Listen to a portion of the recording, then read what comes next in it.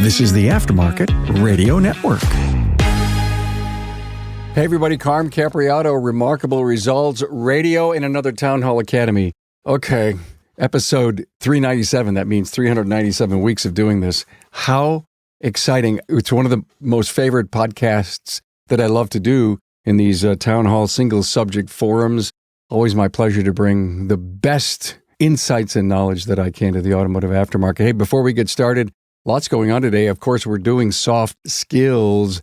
Let's talk about our great sponsors. Let's face it, your shop management system is the most critical tool in your shop. Now, Napa Trax will move your shop into the SMS fast lane with on-site training and 6 days a week support and local representation. Find Napa Trax on the web at napatracs.com. And shop owners, at the end of the day, relish the satisfaction of seeing your business thrive, your team motivated, and your customers leaving with a smile. Talk to Coach Chris Cotton at AutoFix Auto Shop Coaching at autoshopcoaching.com.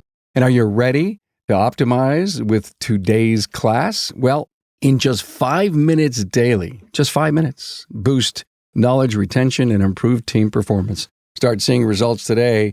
Join your peers. It's a ton of fun, great learning at todaysclass.com.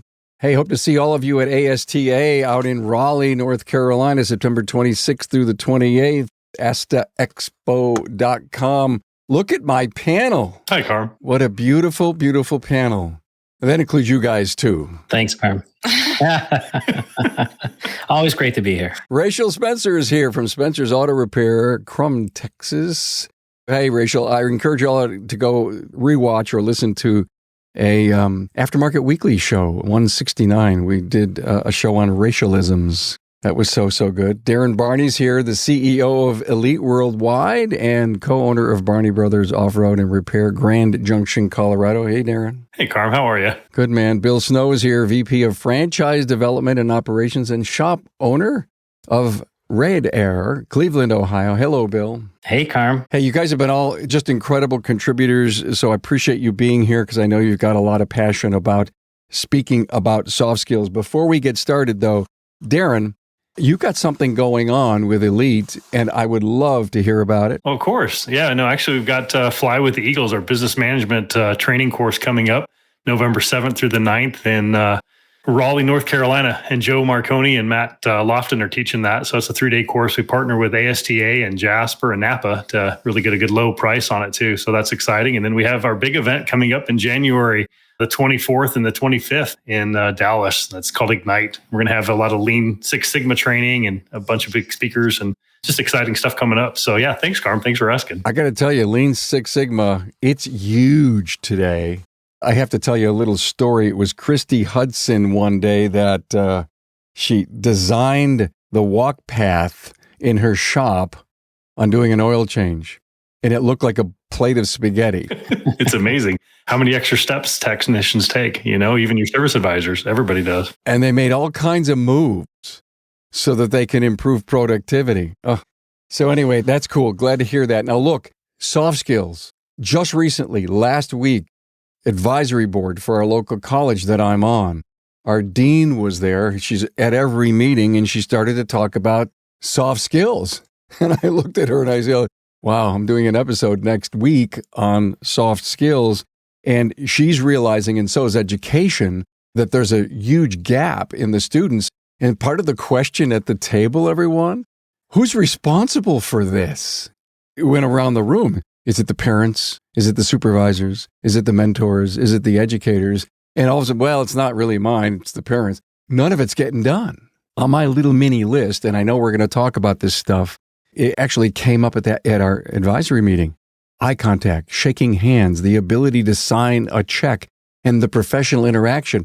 What if they need to go get a car loan? Do they really know how to interact with an individual who's sitting across the table ready to approve a loan? And I know it's all internet-based stuff today, but can we have a professional interaction with people? And then friendliness, empathy, respectfulness, courtesy, accepting feedback, punctuality, communication, and following rules. And if you imagine yourself as a shop owner and some of your people had all of these qualities, they'd be more of a superstar than they currently are.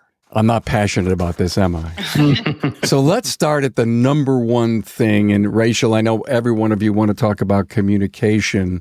By the way, Tracy and Sarah Fraser are doing a class at ASTA on communication. So it's amazing how it all rolls down. And I personally think that communication is one of the number one educational seminars you can go to improve not only yourself, but to help and lead and teach your people. Rachel, let's start on communication. Yeah, I mean, communication is the art of our language. There's so many different ways to communicate, whether that's verbal, nonverbal, visual, written. I think it's so important for us to close the expectation gap with our customers, with our employees, with our children. I think we've gotten so far away with that, with having cell phones in our hands, that we're not communicating clearly anymore with each other. We don't see that visual response some of the time, so we don't really know what people are feeling. I think it's so important that we are communicating with each other so we know what's expected of us throughout the business and for everyone. Rachel hit all the important parts on communication. And one of the ones that I like to emphasize with our teams is the listening part of communication, right? God gave us one mouth and two ears, and we're supposed to use them in that proportion. So it's important as leaders that we're listening to our people. But then when we're not there, we need our teammates and our teams to be effectively communicating, especially by listening. What are they struggling with? What don't they have? What's wrong with the part they're trying to install? A lot of times when you're not listening, you're jumping to conclusions. You're thinking about the next step because you've got the phone, 2 calls on hold. You got 2 people at the counter. If we're not listening, we're making the problem worse. Darrin, tell me about that 3-second rule when it comes to listening. Oh yeah, that's something that it changed my life when I learned that, is that after a person is done speaking, you're supposed to let that set for 3 seconds. And what happens during that time is it lets your own brain process, but it also allows the other person to get any other thoughts out or anything else that they're thinking about. So a huge thing, I've actually found that when somebody's upset or when you're waiting for your kids to tell you more, that 10 seconds is really awesome. I learned this lesson. I came home from some training and I was sitting at dinner, and I always ask my kids every night what they learned from the day. And we've been doing this for years. So I asked them the question. I always got the same replies that I've always got. This nothing, Dad. It was just okay. And then just went on. But this time I went back, and instead of bailing them out and going to the next kid, I actually just let it sit there for a few seconds, and it got to 10 seconds. And all of a sudden my son, which is one I started with, and he's like, you know what, Dad, but actually, and he went through this whole story and he told me everything that was going on that day. And I was just blown away because I didn't bail him out and go right to my daughter, which is normally next on the line. So giving that time for them to actually make it uncomfortable and speak was awesome. One of the things that I've learned so well in Toastmasters is the incredible pause. And let me just share my opinion on ums and ahs. Here's what I've discovered. When you say that as a speaker or an individual who's attempting to get their point across, here's my takeaway. You don't want someone to steal the conversation from you, because we as poor listeners at the other end are ready to jump on and put our 3 or 4 cents into it and move. So we want to hold and grip the conversation with the ums and the ahs. And what I've learned in Toastmasters, because we have a Remarkable Results Toastmasters group on our website, remarkableresults.biz/Toastmasters, what I've learned is the pregnant pause is incredibly important, especially if you're using body and eye contact to keep it, because if you're engaging enough, it forces you to be a better speaker so that you don't have to and ah yourself to death. It's the thinking process that goes in between what you just said and what you are going to say next. And if it's not that important, then your silence continues so you can give the individual you're speaking to their own space and their own time and their own moment. Thank you for the 3-second pause. I think it's critically important. And I work my butt off not to do ums and ahs. Right. Who's next? That's why they have the counter, right? That's right. We've encouraged service advisors from shops to get involved in the Toastmasters. And yeah, this is aftermarket focused. I get it. We meet twice a month. It's virtual.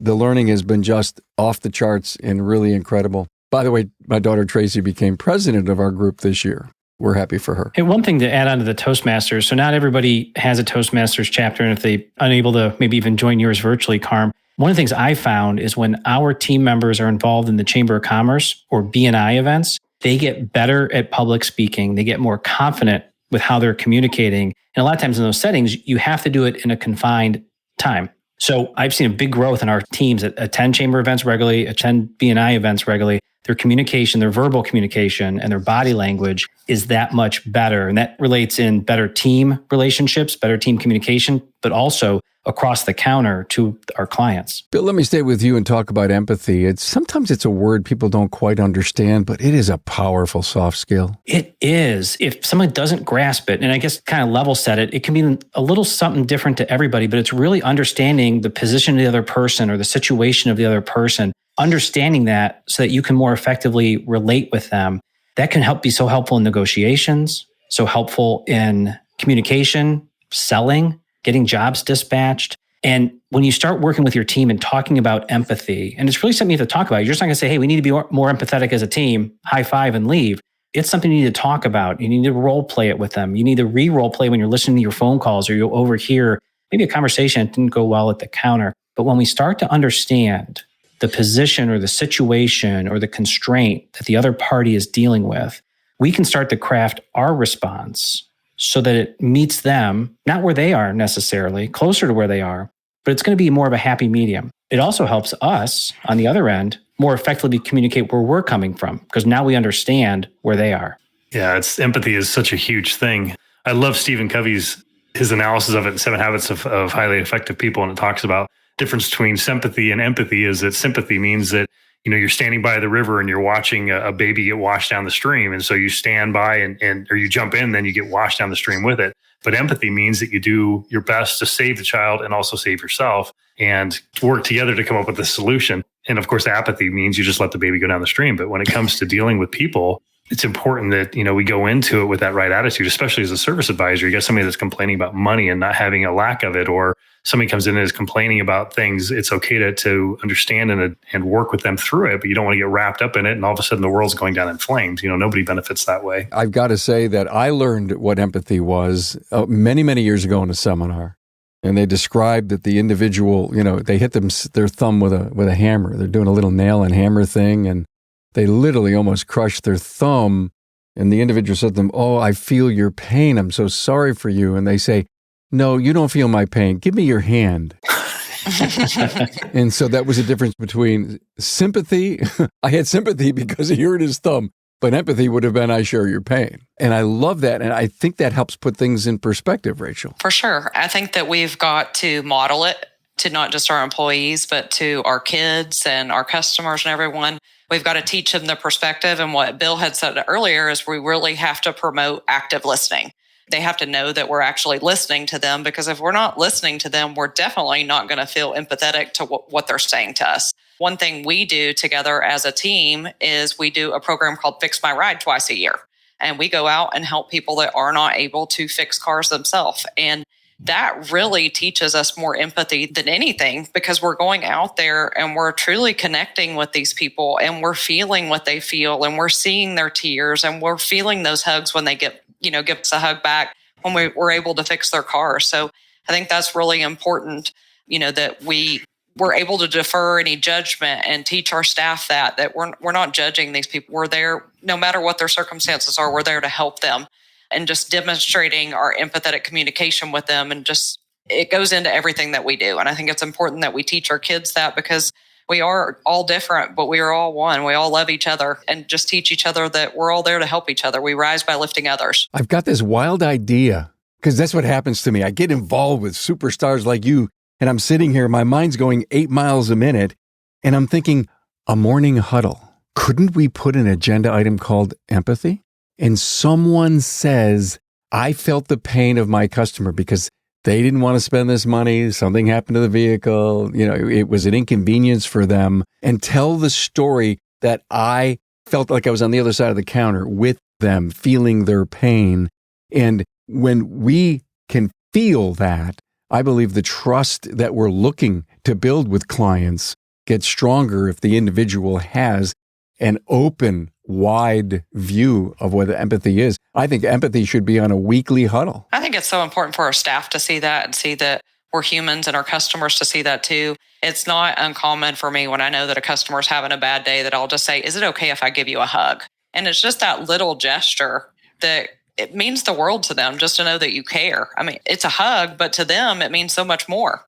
One thing too on empathy, it can be used internally within the organization as well. And we learned a lot of this through COVID, the constraints that our employees had at home, whether that was someone that worked in the medical field, they didn't have access to reliable daycare, childcare. So a lot of times us as managers and leaders and shop owners, we have to make decisions that the entire team doesn't see why the decision was made. Sometimes that can come across as favoritism. And if we teach empathy and we lead with empathy in our organizations, our employees and team members will start to see why we make decisions certain ways and that it's not favoritism, but we understood a constraint that a team member was having. So that probably went into why we made the decision that way. Imagine the power that brings to the entire organization when you have it residing in the front and the back and then in the community. It can really rise your shop and your organization. Great point, Bill. Hey, I'm with Rachel, Spencer, Darrin, Barney, Bill Snow. We're here talking about soft skills, and we're kind of in this empathy piece. But Darrin, I want to go to you because we were talking about people skills a little while back and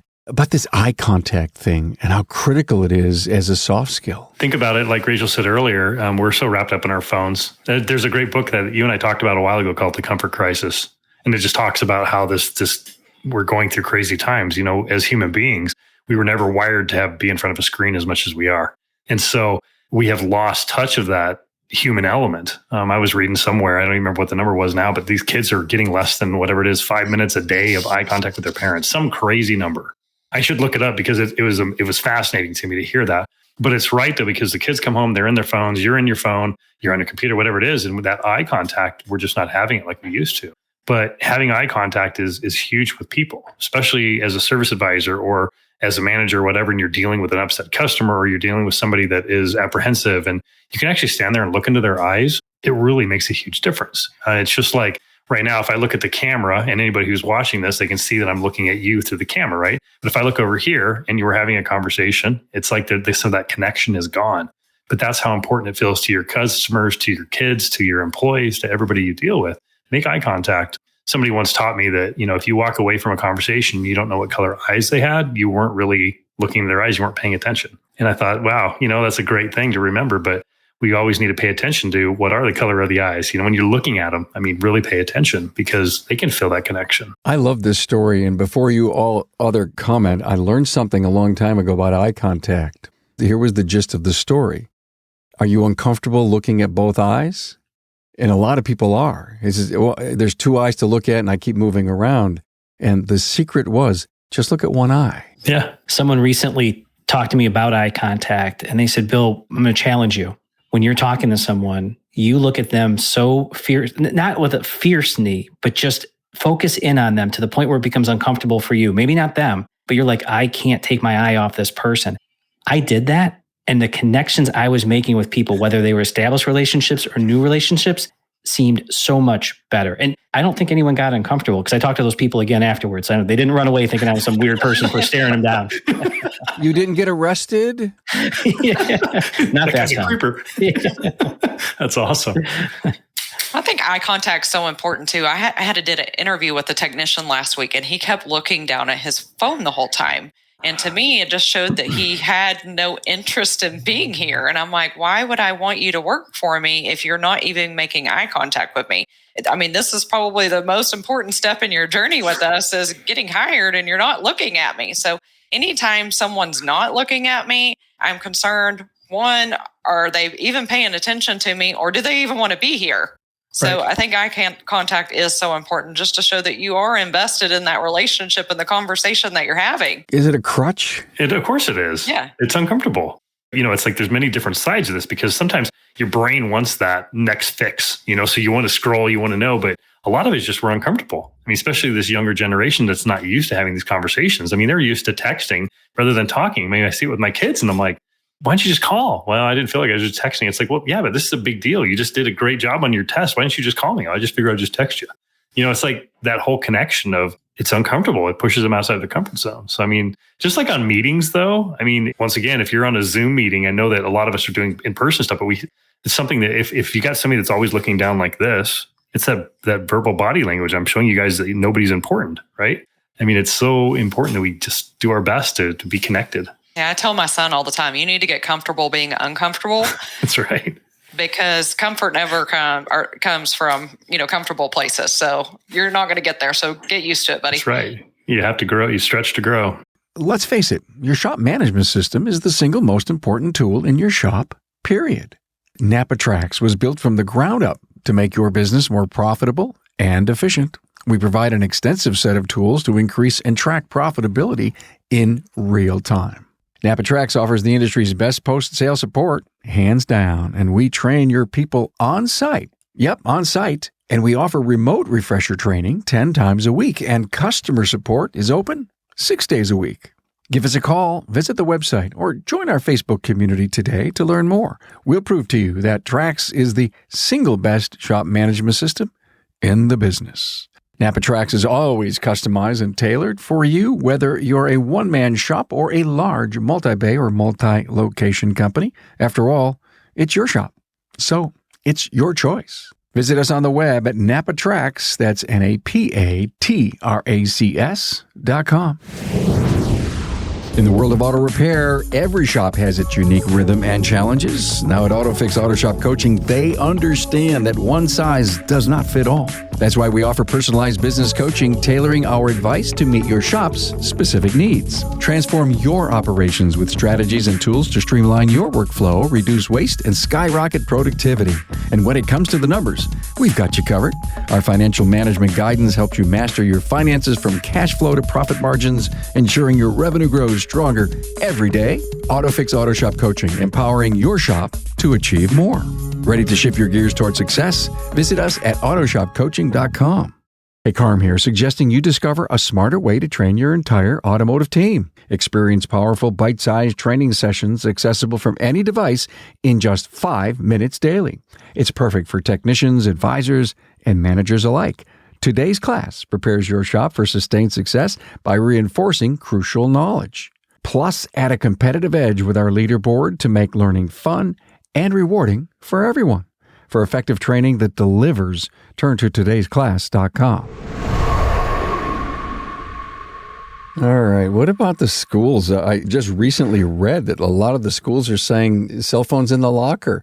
Did somebody finally wake up and says, we're not getting through if we can't remove the distraction? It's happened at our school. My kids, they have to, literally, they cannot have them in their classrooms. If they do, they actually take them, and the second warning, they get sent home from school. So, they were taking it really serious. It's cool. It really, honestly, it's really exciting. My kids have said that how much they really enjoy it because there's a pressure. This was really eye-opening to me. My son's like, well, Dad, there's a pressure because when somebody sends you something, you have to reply. And I'm like, no, you don't. Oh, yeah. He's like, so they know that when I don't reply for an hour, I've been in class. I thought, wow, just called turning off your phone. But in his world, it's like he doesn't have the option to not reply. And I see it. And we've been talking about it. It's like, you don't have to reply. But it's just how they're getting wired. But anyway. Well, we should talk about this almost for the next few minutes as a soft skill, learning and knowing how to manage your phone. Yeah, I think so. Yeah. Isn't that in it? Just think about that. Not like you want to set rules in your place. Listen, I've heard every excuse. We've done shows about phones and say, listen, people want to be in touch. There may be something going on. The baby's sick. There's a lot going on in people's worlds where that instant connectivity is critical. And I know some shop owners that say, no personal cell phones in the work. You need to concentrate. You need to be on focus. Other ones say, I want my people to have a full life, but they also know that they can't be mindlessly on their phone. This is a soft skill we have to learn as peoples to manage. My kiddo, they're making them put the phones in a basket as soon as they walk into the classroom. And then they're not even allowing them to take them to the bathroom with them. So he has no opportunity at all. They're actually doing a QR code to be able to go to the restroom this year. So they have to scan the QR code and then put the phone back in the basket because the kids were taking too much time in the bathrooms playing on their phones. So now they don't even allow them to take the phones with them into the bathroom. That's awesome. Rachel, we're implementing that in our shops. Are you? Yeah. They're going to have to tag in and out when they go to the bathroom. That's a brilliant idea. Well, otherwise, all of a sudden, it's amazing how long it's taking them in the bathroom now. We actually joked about getting a cell phone blocker, honestly, to block the signals. That was on a forum at one point. Somebody was putting a cell phone. They were putting paint on the walls or something to deter the cell phone signal. I'm like, oh my gosh, what's the world coming to? Yeah, I can see Bill's phone beeps and he says, Oh my God, that's 3 times this morning. He's eaten too much Mexican. We'll get him a teledoc appointment to talk about that. That's right. Where has this soft skills episode gone? That's what I want to know. Oh my. So let's talk about, as a soft skill, being able to appreciate someone's personality that may be different than yours, Darrin. The value and the power as a soft skill to know someone's traits as a communication style. Yeah, so the DISC assessment, I'm a big fan of it. And it's something that if you haven't done it, I would highly encourage you to do it. We do it for all of our team members that join us at Elite, and also doing it for my people that work at Barney Brothers. The reason why is that a DISC tells you if someone, what their dominant traits are. If they're really a high-driven person, meaning that they just focus on results, is a lot different than an I person, which is very much like a people person. All of those, there's 4 main characteristics there. And what I love about it, though, is that I can know, if you go on and you take this online assessment and then you get the results back. What we did is we actually went to a lady called Lisa Kelly, and she's an awesome shop owner owns Kelly's Automotive, and her and her husband are just wonderful people. But Lisa came to me and she's like, hey, I do these DISC assessments. You should look at doing them for your team. And I was like, okay. And so then I talked with her about it, and then we did it, and I was blown away because as an owner or a manager of people, it's so nice to be able to know someone's communication styles. So knowing that somebody on my team is very much a high D, I can't just go and tell them to do something. I've got to go in and explain to them why it needs to be done. Where an I person, you got to go in and you can't just go in and just be blunt and like tell them that these certain results that you want. You need to work with them through that. And if you have someone that's an S personality or a C personality, all of them are all different in how they handle things. So when you get this report for each person, Lisa meets with you and tells you and your team how to work with each other. And to me, it was eye-opening because I am a high D and a high I. And so both those together can be really damaging because I can go in and be really nice one day, and then the next day I can go in with exact knowing what results I want. And so it can be really hard on my team that I have a lot of S and Cs, people that really are good at following through and getting things done. So me being me, I could go in and I'm just really nice and I'm like awesome one day or 1 hour. And then I talk to them an hour later and I'm asking for results, and it's really hard on my team. But now they know that that's who I am. It helps them to understand that that's part of Darrin's personality. But I know when I call my S or a C, I know I need to make sure I am a little bit more of a people person with them. And I ask them how the day is going. I ask them how the kids are doing. And it just allows us to have that good conversation. So I can go in and be a high D and ask for those results, but yet not blow them out of the water. So sorry, that was a long-winded comment, but I'm a big fan of the DISCs. I mean, oh my goodness. Thank you. Me too. Darrin, you've got to be a D. Am I right? Are you a D? Yeah, high D and high I. Yeah, both of mine are really high. My S and Cs are almost gone. I learned my lesson a long time ago, maybe 25 years ago, when I unfortunately said in my office, while the high CFO was standing outside my office, I was brand new to this company, and I said, I don't think blankety blank knows what the hell they're doing, because I wasn't happy with the numbers that I was seeing. Well, that person heard me, made super exception to it. Had I known what my personality style was and that individual's, of which I did ultimately, get to this class and start learning the mistake that I made, I would have confronted that individual and says, I know how hard all of you work to get it right. Help me know where this came from and why I believe these numbers are wrong. So when I went and apologized and then said it right, I ended up finding out that the numbers were right and I had someone stealing from the company. The thing was that when you don't know, I didn't know I was a high D. I had no idea. And yet with that being in a high I, once again, I had this tendency to really offend people because I just would go in and be nice and win them over. And then the next thing I'm dropping a bomb on them. And I couldn't figure out why I'd do that, So it was an eye opener. He's the nicest guy in the world, but he's pounding his fist on his desk. I don't get that. Exactly. And it's like, well, yeah. So yeah, I really like that. And in fact, Lisa is just a wonderful lady. If anybody's interested, I don't make any commission off of this. I just really see the value in it. You really should reach out to Lisa Kelly, and I can get you her contact information, Carm, if anybody's interested in that. But oh my goodness. We're all about this. We've done shows on DISC. By the way, on my downloads page on remarkableresults.biz, I have this really cool DISC chart. And if you know your particular leaning and you're dealing with a customer, we can teach our people what an individual over the counter would be. Even over the phone, you could usually can figure it out. And it'll teach you what kind of things and the level of conversation that you need to have. And We've got to have Lisa on our show here, Darrin. Thank you. What about communication styles with you, Rachel, with you, Bill? Well, I'm going to piggyback right off of what Darrin was saying. So I'm glad to hear, Darrin, what you're talking about, the DISC assessments. My team just took it. And on the 19th of September, we're going to be going through it, actually shutting the shop down for a couple hours to go through it with the gentleman. And we did it, Carm, because I realized that there were some communication deficiencies within the organization.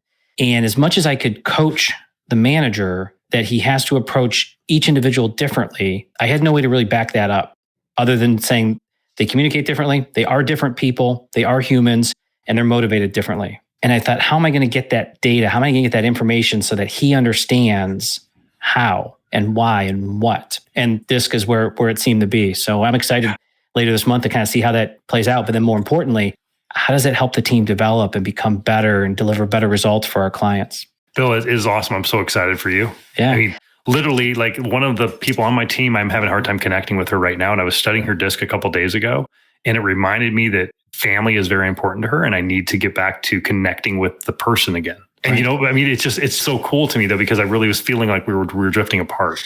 She's been a big part of the team, and I'm like, I feel like we're drifting. And then to be able to look at that, I'm like, okay, I got to remember, just be person, be a human again, be nice. It's not manipulating. It's just reminding me as a high D that it's like, slow down, just ask how things are going, be a human again.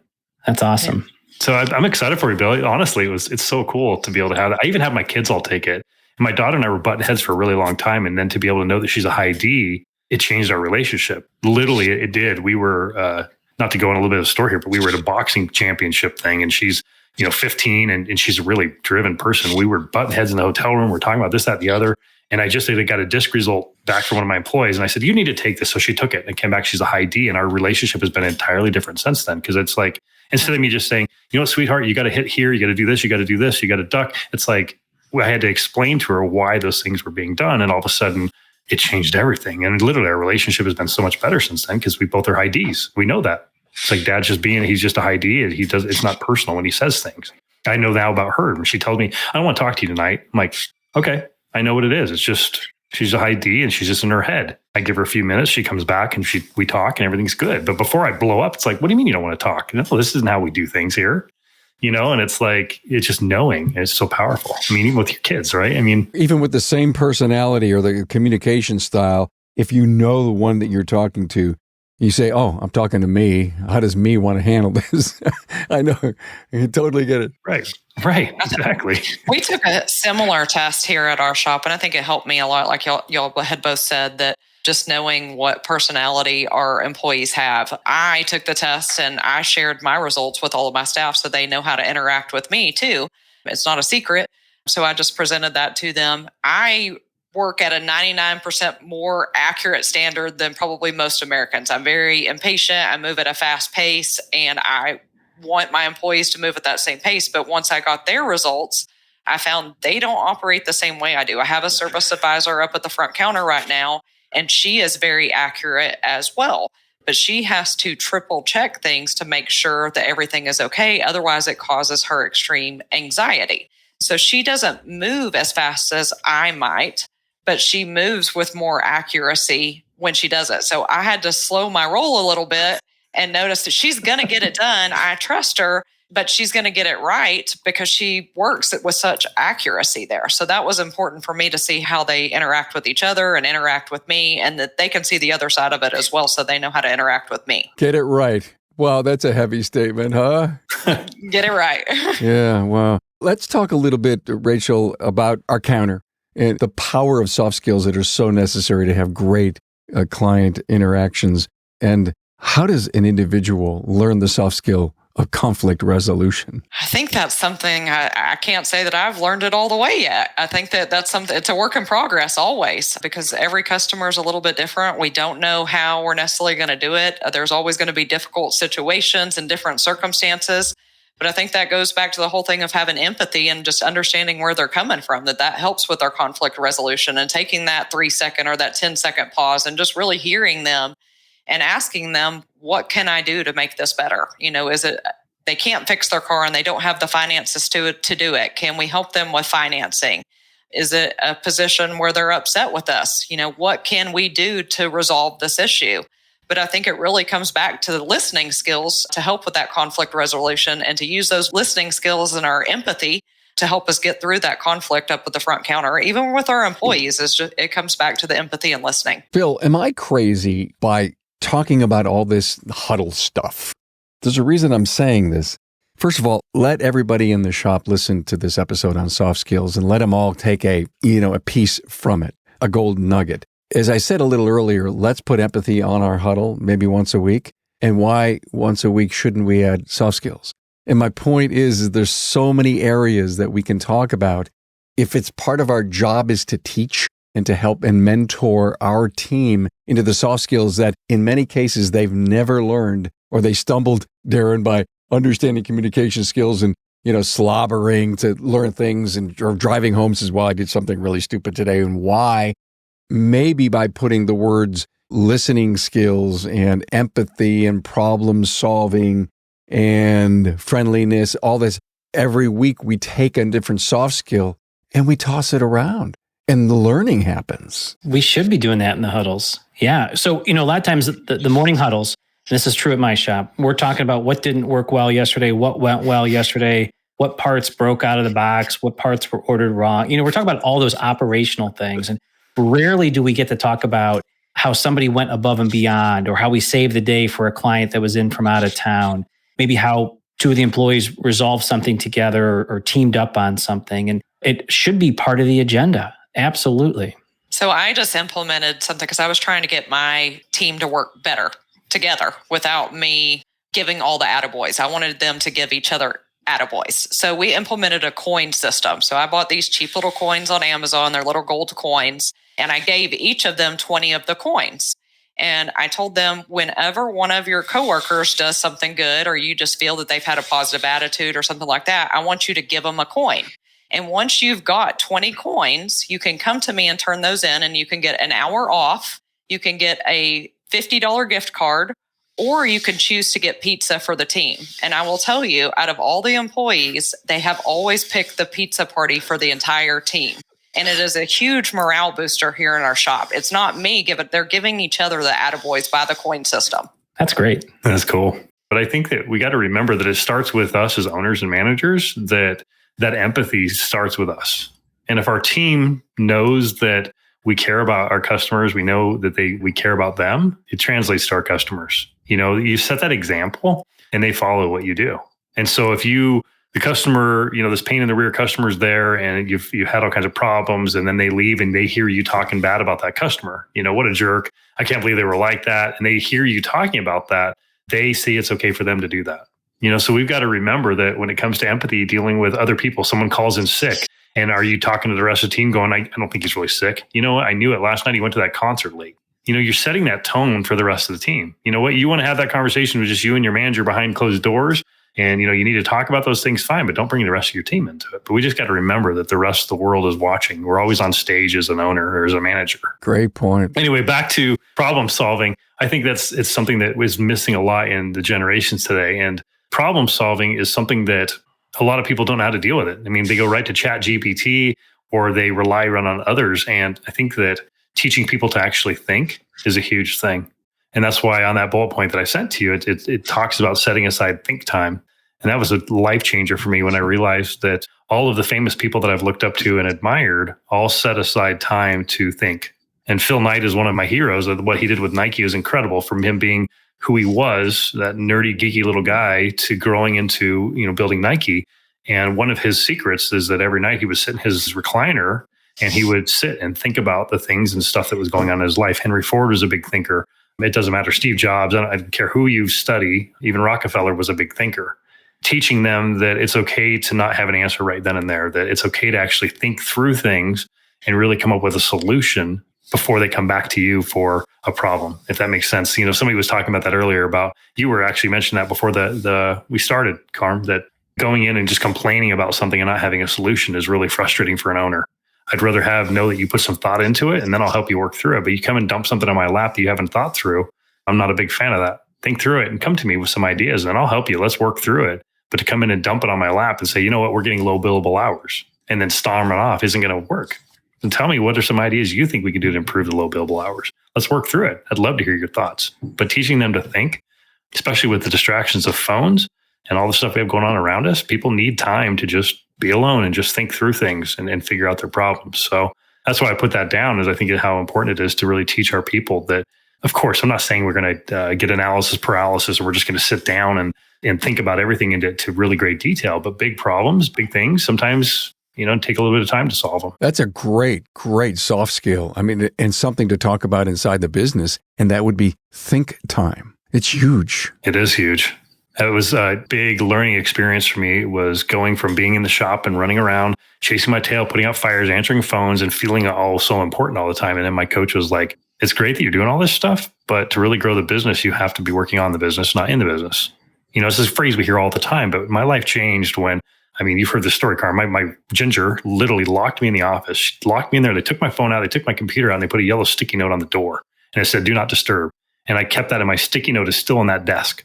And to remind me that, I need that think time. They locked me in there for an hour, and that hour was the most painful hour of my life, because I sat there and I was like, the phone, I can hear it ringing out there. I can hear customers. And I'm like, what am I going to do? This is driving me absolutely crazy. And then I had a notebook, and I was allowed to have my notebook. And so I just started writing down things that were going on in my brain and what I wanted to do to fix them. And it literally changed my life, because it was like, wow, all I need to do is sometimes just stop, take myself out of the equation, and just work on some. I still do it to this day. In fact, I was doing it this morning. I got my notebook right here, and I was jotting down the stuff that was bothering me and what I needed to do. And I made a list, and it's called a 20 list is what I call it. You come up with your problem, and you write 20 solutions to the problem.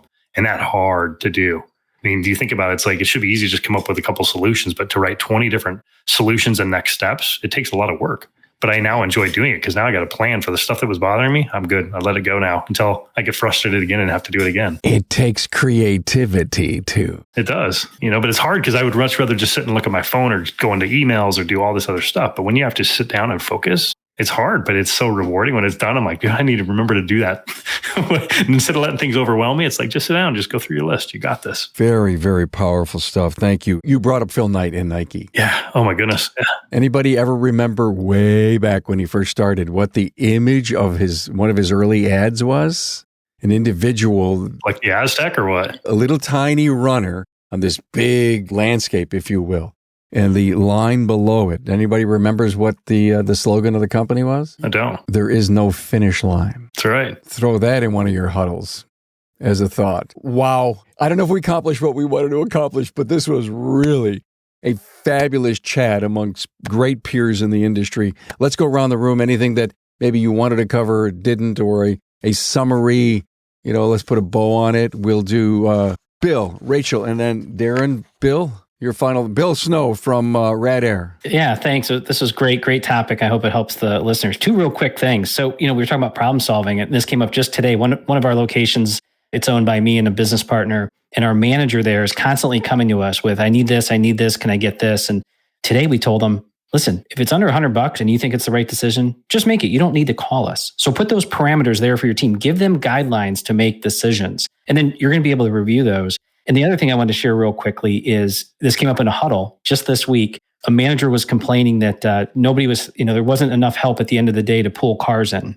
So I was in this huddle and I said, do they know what cars to pull in? Because they're not going to wait 15, 20 minutes for you to tell them what cars to pull in.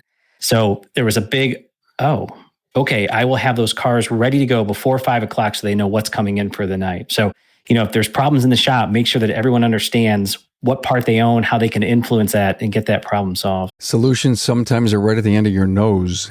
Thank you for that, Bill. Rachel Spencer's Auto Repair, Crum, Texas. Rachel, thanks for being here. Final. I think we just got to remember to empower our people, whether it's our employees or our kids, to just give them an opportunity. If they're not making mistakes, they're probably not trying hard enough. We all made mistakes. We all put our hand in the fire before we got burned and learned. We've got to give them the grace and also teach them some grit to get this done. I just love that. Grace and grit. Whew. Powerful stuff. Thank you. Is it another Rachelism? Carm, is That's that what another that is? Rachelism. Okay, cool. Awesome. Yeah, that is. Oh, yeah, there it is right there. That's it. Darrin Barney, CEO Elite, co-owner of Barney Brothers out in Grand Junction, Colorado. Darrin, thanks for being here. Final words. Thank you. I think I'm going to go back to the empathy thing. I just think it's important that we always remember that life is full of peaks and valleys. we got to remember that when our people are struggling or having hard times, that they're just down in that valley, and we got to help them to get back up to the peak. We went to India. I learned a lot about the Indian people and how they walk around doing this namaste. And it just means my soul honors your soul on its journey. We just got to remember that when we're dealing with these people, no matter how much of it is a high D or how much we want to get these results, but we got to remember that they're people, and that we just never know what's going on in their world. So anyway, just remember that when you're dealing with your people, to be nice. Take care of them, because you just never know what's going on behind the curtains. So very, very powerful words. Hey, thank you all for being here as we went way under the covers on soft skills. We appreciate it. And hopefully everyone will be better off because of this great discussion. Thanks, everyone. Thanks. Thank you. Thanks, Carm. Thanks for being on board to listen and learn from the premier automotive aftermarket podcast. Until next time.